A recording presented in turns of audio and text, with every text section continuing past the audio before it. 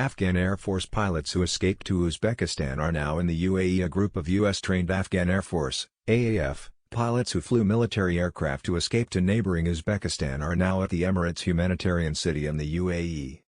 The flight carried a group of 175 pilots, who were then transferred to a U.S. military base in Abu Dhabi on September 12, 2021, U.S. Republican Representative of Texas August Pfluger told The Wall Street Journal. This is the first batch of pilots of as many as 475, meaning the transfer should take several waves for the entire group to be safely flown out of Uzbekistan. The final goal is for all of them to reach the United States. Pfluger said that the pilots' safe transfer was the result of a series of tense negotiations between the United States and the Uzbek government, with the latter facing mounting pressure from the Taliban to hand over the Afghan personnel and aircraft.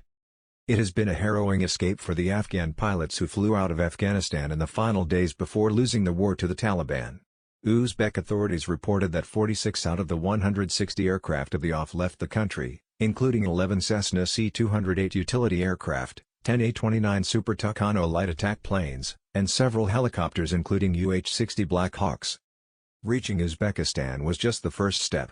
As they feared that harboring Afghan refugees would not sweeten any relations with the new leaders of Afghanistan, the Uzbek government sought the help of the United States.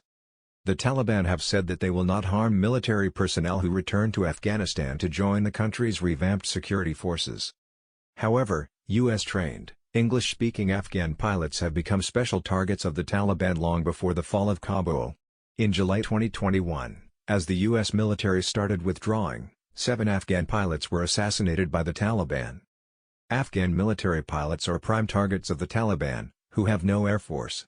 Eliminating AAF pilots will cripple any attempt at creating a rebellious military force, as pilots take years to train and are difficult to replace.